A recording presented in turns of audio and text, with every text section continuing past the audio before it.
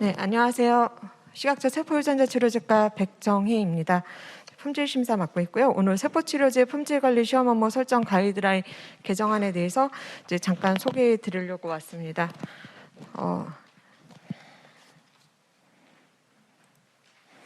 그 가이드라인 내용에 대해서 소개해 드리기 전에 먼저 이제 저희가 첨다바이오 의약품에 대해서 품질을 심사할 때 어떠한 이제 관점으로 심사하는지 조금 설명을 드리면은 제품 개발하시는 분들께서 자료 준비하시는 데 도움이 될까 싶어서 약간 좀 잔소리 같겠지만 좀 덧붙이겠습니다. 그리고 이제 가이드라인의 주요 내용 설명드리고 참고 가이드라인 목록을 말씀드리겠습니다. 첨단바이오 의약품은 여러분들께서도 잘 아시다시피 기증자 또는 환자의 세포 또는 조직을 채취해서 원료물질, 즉 배지나 사이토카인 아니면 그로스 팩터 같은 서플리먼트를 섞어서 배양 과정을 약 2~3일에서부터 길게는 뭐 몇 주간 배양 과정이라는 제조 공정을 통해서 의약품으로 제조하게 됩니다. 만들어진 의약품은 배양 과정이라는 제조 공정을 통해서 균일한 품질 규격의 의약품으로서 생산이 되는 것이고요. 의약품으로 생산돼서 환자에게 투여되는 것이 뭐 일반적인 병원에서 이제 수행되는 시술이나 수술하고는 다르다고 볼 수 있겠습니다. 그렇기 때문에 저희가 이제 불안정한 세포 또는 이제 여기는 이제 바이러스는 해당이 아니겠지만 세포 또는 바이러스 자체가 의약품이고 제조 공정이 복잡하고 변동의 소지가 많고 그다음에 바이러스 불활화 또는 무균화 공정 자체가 불가능한 제조 공정을 가지고 있기 때문에 저희가 심사할 때는 과연 이렇게 만들어진 첨단바이오 의약품이 안전한지 효능이 있는지 그러니까 제품으로서 사전에 설정된 규격을 만족하는지 효과적으로 제한성 있게 제조되는지를 여러분들께서 개발사가 제출하신 제품의 제조 공정 자료, 특성 분석 결과, 주요 품질 평가 시험 항목 및 그 결과를 토대로 저희가 심사를 하게 되는 겁니다.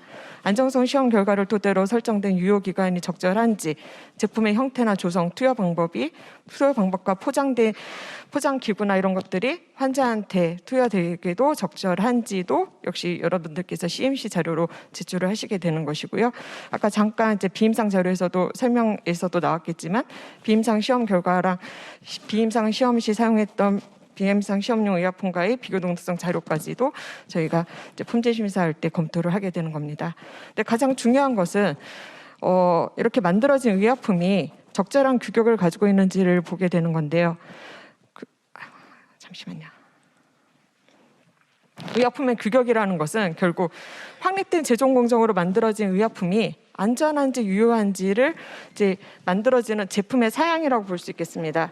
제품의 사양이라고 한다면은 이제 예를 들어서 매번 자동차를 예를 들게 되는데요.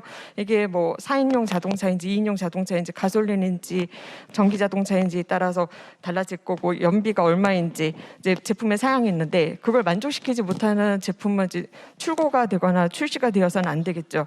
그 기준 규격을 만족하지 않는 제품은 출시가 되어서는 안 되고 출하가 되어서 환자에게 투여돼서는 안 될 것입니다. 그래서 규격을 어떻게 설정하는지가 제품을 만들어진 첨단바이오 의약품이 어떻게 잘 만들어지고 그것의 안전성을 유효성을 어떻게 보장하는지를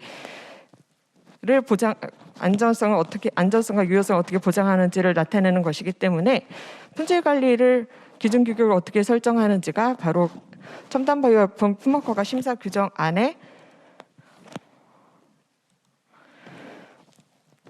제14조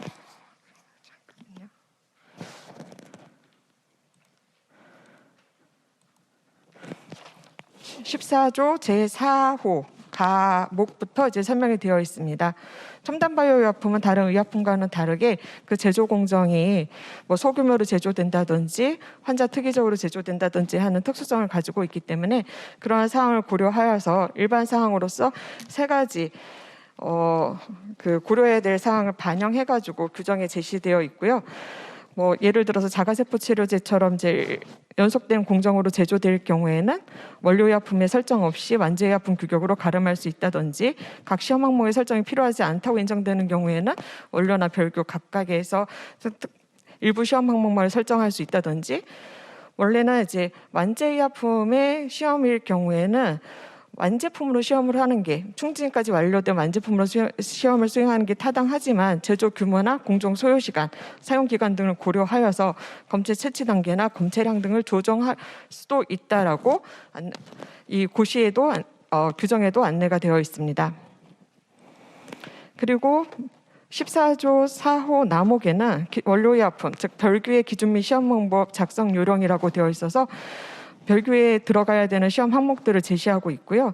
안전성에 해당되는 시험 항목이 무균, 마이코플라즈마, 엔도톡신, 외래성 바이러스 부정 시험을 설정하도록 규정이 되어 있고 그 외에 이제 확인, 순도, 역가 시험도 설정하도록 되어 있습니다. 완제의약품의 기준 및 시험 방법 작성 요령에도 마찬가지로 유사하게 안전성 관련 시험 항목, 확인, 순도, 역가 시험 항목을 설정하도록 되어 있고 각각의 시험 항목을 어떤 기준으로 설정해야 되는지에 대해서 제출해야 되는 자료를 고시에서 설명을 하고 있습니다. 그리고 고시에서 작성되어 있는 내용은 각각의 시험 항목, 설정해야 되는 시험 항목의 목록을 제시하고 있을 뿐만 아니라 별표에 어떤 형태로 작성을 해야 되는지도 별표에 제시를 하고 있는데요. 혹시 여기 이 슬라이드에 오타가 있는데 아시는 분 있으실까요? 뭐가 오타인지?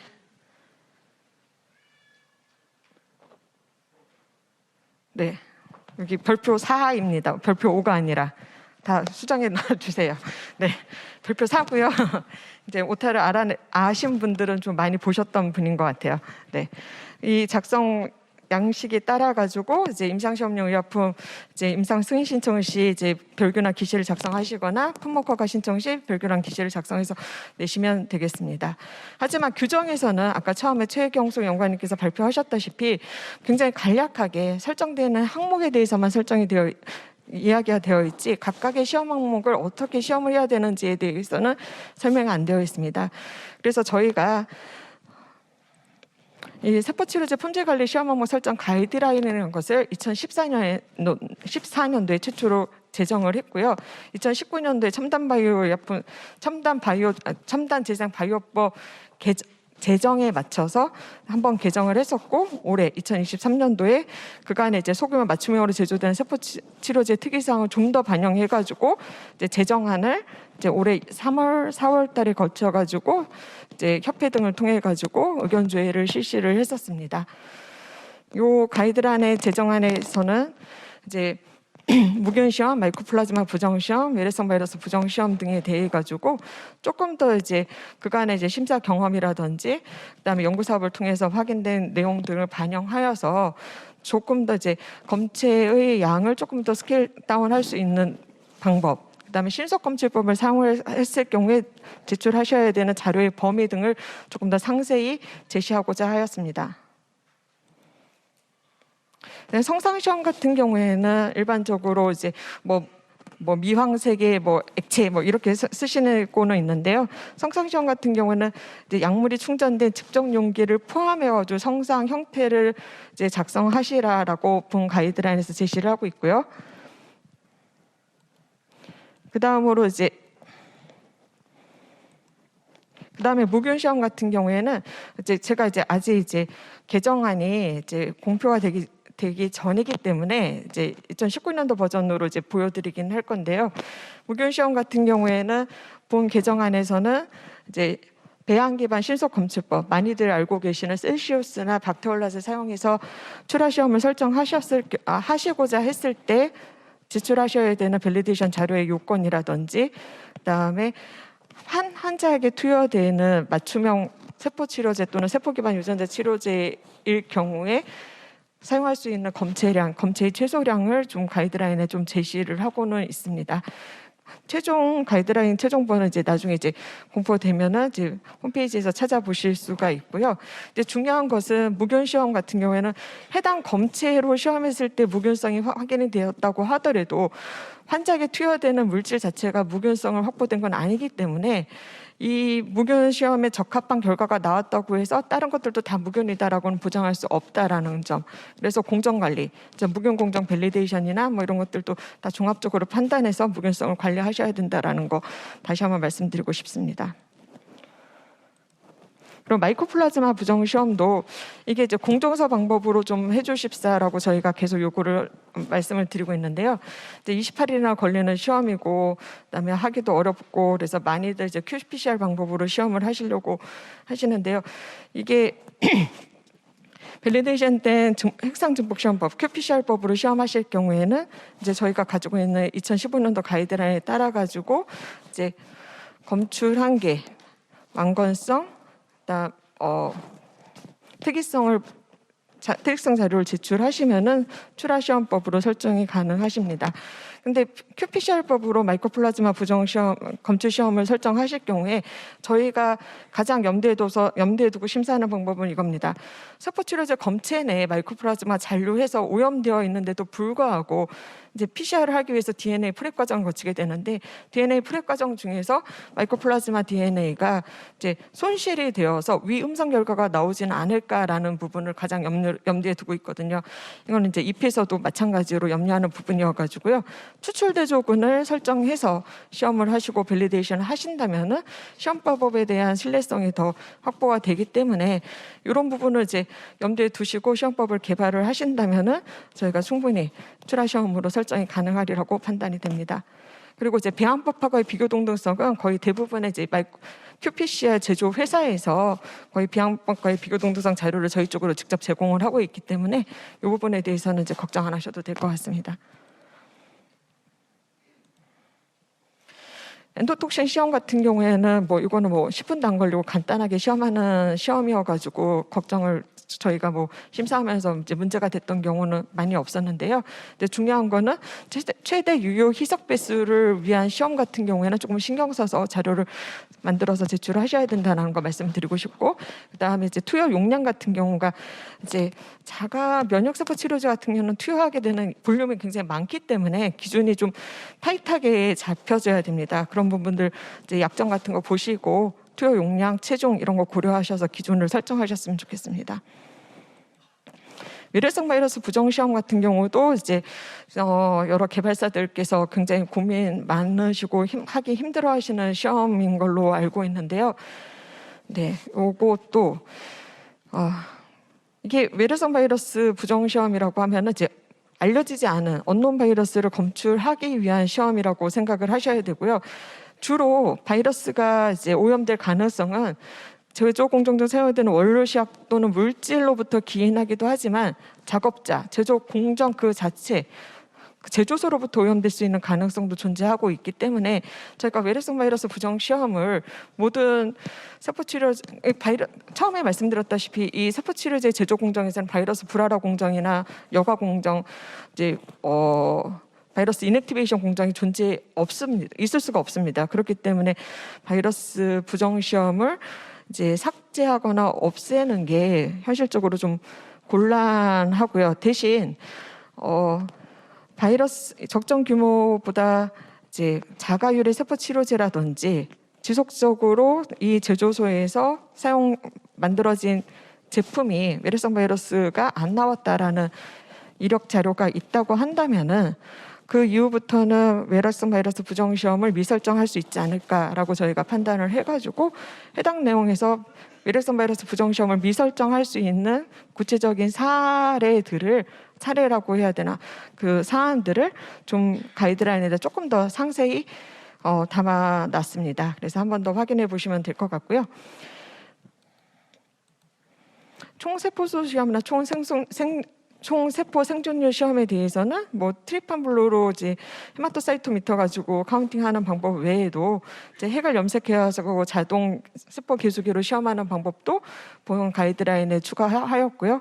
동결 보관하는 세포 치료제 같은 경우에는 용기에 충전된 세포수 자체가 결국 환자에게 투여돼가지고 그 살아있는 세포가 생리 활성을 나타내는 것이기 때문에 만약에 뭐 프레시한 상태로 환자에게 투여되는 경우가 아니라고 한다면은 시험하는 세포 역시도 한번 동결을 거쳐가지고 해동한 상태로 QC 시험을 하는 것이 실제로 환자에게 투여되는 용법 용량을 반영하는 것이라 판단이 되기 때문에 동결 해동 과정을 거쳐서 시험하는 것이 타당하다, 더 적절하다라는 안내가 추가되어 있습니다.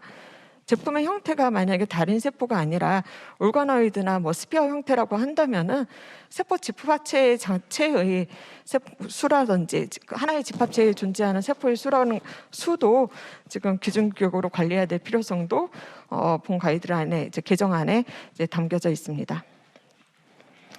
파견 시험 같은 경우에는 내가 만들어진 이 제품 안에 있는 세포가 내가 원해서 내가 만들고자 했던 그 세포가 맞는지를 확인하는 시험인 거고요. 분할을 통해서 만들어진 세포가 아스트로사이트라면 아스트로사이트, 뭐 파이브로블라스트면 파이브로블라스트, 연골세포면 연골세포다 임을 확인하는 시험이 될 테고요. 정량적인 시험이 아니긴 하지만 뭐 순도랑 같은 동시에 확인할 수 있는 시험으로 설정하신다면은 정량적 시험도 공고가 가능합니다. 만약에 완제품의 세포 외에 또 다른 기능적 역할을 하는 물질이 섞어져 있다면 그 성분에 대한 확인 시험도 당연히 설정하셔서 시험하시는 것이 타당할 것으로 판단이 됩니다. 순도 시험 같은 경우에는 이제 많이들 고민을 하시는데요. 순도 시험은 이제 고시에도 적혀져 있지만 이제 두 가지 종류로 이제 판단을 하셔야 됩니다. 하나는 주성분율의 순도, 하나는 이제 공정 중 배양 과정 중에 이제 사용하게 되는 원료 물질을 이제 관리하게 되는 순도 두 가지가 되는데요. 미분화된 세포나 미성숙한 세포, 그러니까 내가 목적하고자 하지 않은 세포들을 모두 다 순도로 관리를 하셔야 될 것이고요. 그다음 제조 공정 중 사용했던 혈청, 트립신 아니면은 성장 인자라든지 항생 물질 같은 것들도 모두 순도로 관리하시는 것이 타당합니다. 하지만 이제 그 순도가 뭐 인체에 영향을 미치지 않는 농도라든지 불검출 수준이라든지 이런 것들이 이제 PV 프로세스 밸리데이션을 통해서 검증이 되었다라고 한다면은 이제 미설정이 가능하긴 합니다. 그래서 순도 시험 같은 경우에도 제조 공정을 통해 가지고 이제 개선이 필요한 부분은 또 가져가셔야 되는 거고, 그 주성분 이외에 목적하지 않은 세포도 어떻게 보면은 제로가 될 수는 없다고는 판단이 되긴 합니다만, 그래도 최대한 확인되는 세포, 목적 외의 세포는 비의도적인 역할을 할 수 있기 때문에 최대한 낮은 순도로 관리하기를 저는 요청을 드립니다. 이제 역가 시험인데요. 역가 시험 같은 경우는 제품의 효능을 대표할 수 있는 생물학적 활성을 정량적으로 확인할 수 있는 시험법을 설정하시라고 가이드라인에는 얘기가 되어 있고요.